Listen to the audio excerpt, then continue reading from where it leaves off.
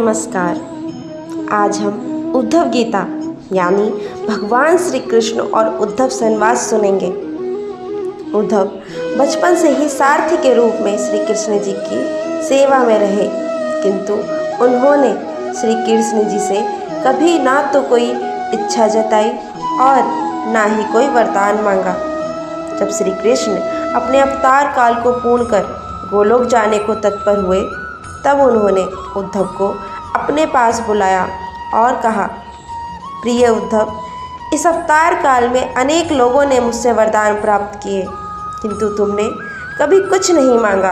अब कुछ मांगो, मैं तुम्हें कुछ देना चाहता हूँ। तुम्हारा भला करके मुझे भी संतुष्टि होगी। उद्धव ने इसके बाद भी अपने लिए कुछ नहीं मांगा। वह तो केवल उन शंकाओं का समाधान चाहते थे जो उनके मन में कृष्ण की शिक्षाओं और उनके कृतित्व को देखकर उठ रही थी। उन्होंने भगवान श्री कृष्ण से पूछा, भगवान, महाभारत के घटनाक्रम में अनेक बातों में मैं समझ नहीं पाया। आपके उद्देश्य अलग रहे, जबकि व्यक्तिगत जीवन कुछ अलग तरह का दिखता रहा। क्या आप मुझे इसका कारण समझाकर मेरी ज्ञान पिपासा को शांत करेंगे? श्री कृष्ण बोले, उद्धव, मैंने कुरुक्षेत्र के युद्ध क्षेत्र में अर्जुन से जो कुछ कहा वह भगवद गीता थी। आज जो कुछ तुम जानना चाहते हो और उसका मैं जो तुम्हें उत्तर दूंगा वह उद्धव गीता के रूप में जानी जाएगी। इसी कारण मैंने तुम्हें यह अवसर दिया, तुम बेझिझक पूछो। उद्धव ने पूछना शुरू किया, हे कृष्ण, सबसे पहले मुझे यह बताओ कि सच्चा मित्र कौन होता है? कृष्ण बोले, सच्चा मित्र वह होता है जो जरूरत पड़ने पर मित्र के बिना मांगे मदद करे। उद्धव बोले, कृष्ण, आप पांडवों के आत्मप्रिय मित्र थे। आजाद बांधव के रूप में उन्होंने सदा आप पर पूरा भरोसा किया। कृष्ण, आप महाज्ञानी हैं, आप भूत वर्तमान भविष्य के ज्ञाता हैं, किंतु आपने सच्चे मित्र की जो परिभाषा दी है, क्या आपको नहीं लगता कि आपने उस परिभाषा के अनुसार कार्य किया? आपने धर्मराज युधिष्ठिर को जुआ खेलने से क्यों नहीं रोका? चलो ठीक है, आपने उन्हें नहीं रोका, लेकिन आपने भाग्य को भी धर्मराज के पक्ष में नहीं मोड़ा। आप चाहते तो युधिष्ठिर जीत सकते थे। आप कम से कम उन्हें धन, राज्य, यहाँ तक कि खुद को हारने के बाद तो रोक ही सकते थे।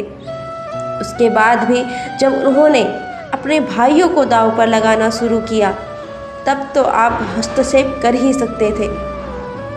आपने वह भी नहीं किया। उसके बाद जब दुर्योधन ने पांडवों को सदा अच्छी किस्मत वाला बताते हुए द्रौपदी को दांव पर लगाने को प्रेरित किया और जीतने पर हारा हुआ सब कुछ वापस कर देने का लालच दिया, कम से कम तब तो आप हस्तक्षेप कर ही सकते थे। अपनी दिव्य शक्ति के द्वारा आप पासे धर्मराज के अनुकूल कर सकते थे। इसके स्थान पर आपने तब हस्तक्षेप किया जब द्रौपदी लगभग अपना सील खो रही थी। वह आपसे उसे वस्त्र देकर द्रौपदी को सील के बचाने का दावा किया, लेकिन आप यह दावा भी कैसे कर सकते हैं? उसे एक आदमी घसीट कर हॉल में लाता है और इतने सारे लोगों के सामने निर्वस्त्र करने के लिए छोड़ देता है। एक महिला का सील क्या बचा? आपने क्या बचाया माधव? मगर आपने संकट के समय में अपनों की मदद नहीं की, तो आपको आपात बांधव कैसे कहा जा सकता है? बताइए माधव, बताइए, आपने संकट के समय मदद नहीं की तो क्या फ़ायदा? क्या यही धर्म है? इन प्रश्नों को पूछते पूछते उद्धव का गला सूख गया और उनकी आंखों से आंसू बहने लगा। यह अकेले उद्धव के प्रश्न नहीं हैं। महाभारत पढ़ते समय हर एक के मन में यह सवाल अवश्य उठते होंगे। उद्धव ने हम लोगों की ओर से ही श्री कृष्ण जी से उस वक्त ये प्रश्न किए। इस पर श्री कृष्ण मुस्कुराते हुए बोले, प्रिय उद्धव, यह तो सृष्टि का नियम है कि विवेकवान ही जीतता है। उस समय दुर्योधन के पास विवेक था, धर्मराज के पास नहीं। यही कारण रहा कि धर्मराज पराजित हुए। उद्धव को हैरान परेशान देखकर श्री कृष्ण जी आगे बोले, दुर्योधन के पास जुआ खेलने के लिए पैसा और धन तो बहुत था, लेकिन उसे पासों का खेल खेलना नहीं आता था। इसलिए उसने अपनी ओर से मामा शकुनी को खिलाया। यही विवेक है। धर्मराज भी इसी प्रकार सोच सकते थे और अपने चचेरे भाई से पेशकश कर सकते थे कि उनकी ओर से मैं खेलूं। जरा विचार करो कि अगर शकुनी और मैं खेलते तो कौन जीतता? पासे के अंक उसके अनुसार आते या मेरे अनुसार? चलो इस बात को भी जाने दो। उन्होंने मुझे खेल में शामिल नहीं किया, इस बात के लिए उन्हें माफ़ किया जा सकता है। लेकिन उन्होंने विवेक शून्यता से एक और बड़ी गलती की, और वो ये है कि उन्होंने मुझसे प्रार्थना की कि मैं तब तक सभा कक्ष में ना आऊं जब तक कि मुझे बुलाया ना जाए, क्योंकि वे अपने दुर्भाग्य से खेल मुझसे छुपा कर खेलना चाहते थे। वे नहीं चाहते थे कि मुझे मालूम पड़े कि वे जुआ खेल रहे हैं। इसी प्रकार उन्होंने मुझे अपनी प्रार्थना से बांध दिया। मुझे सभा कक्ष में आने की अनुमति नहीं दी। इसके बाद भी मैं कक्ष के बाहर इंतजार कर रहा था कि कब कोई मुझे बुलाता। भीम, अर्जुन, नकुल और सहदेव सब मुझे भूल गए, बस अपने भाग्य और दुर्भाग्य को कोसते रहे।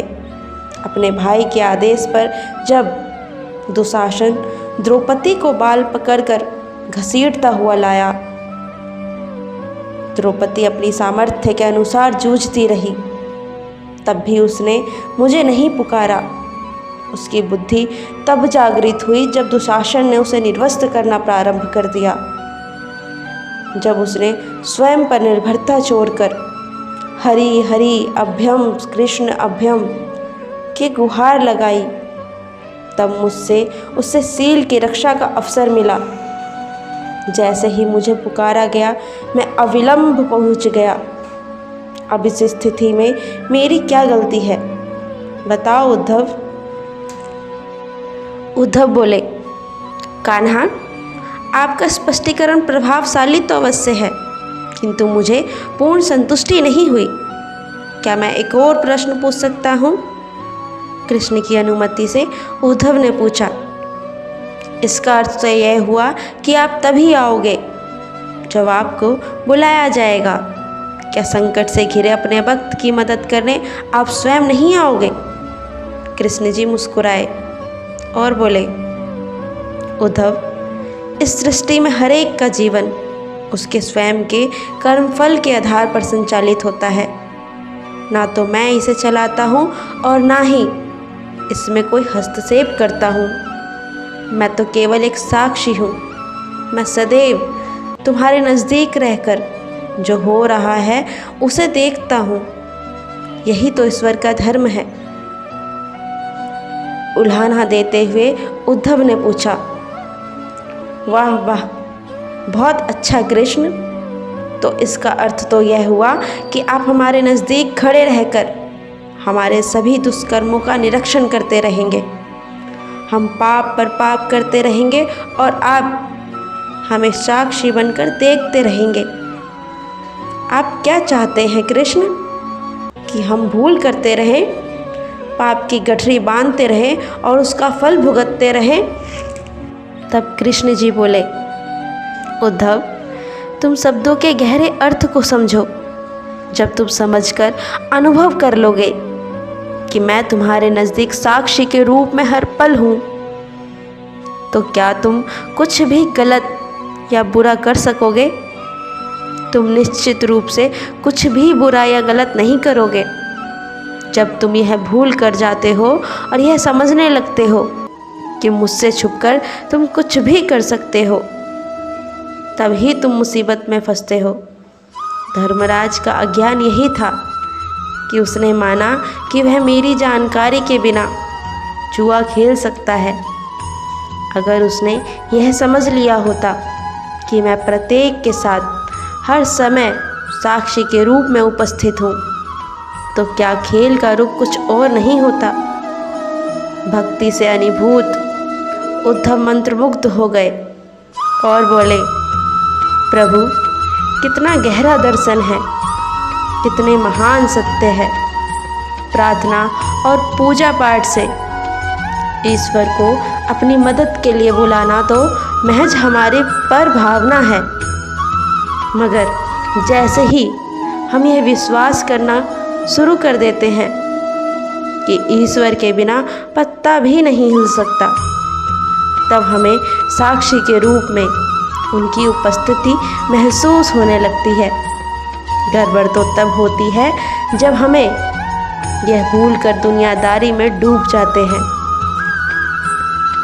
संपूर्ण श्रीमद् भागवत गीता में श्री कृष्ण ने अर्जुन को इसी जीवन दर्शन का ज्ञान दिया। यह अनुभूति थी शुद्ध पवित्र प्रेममय आनंदित सुप्रीम चेतना की। हरे कृष्णा।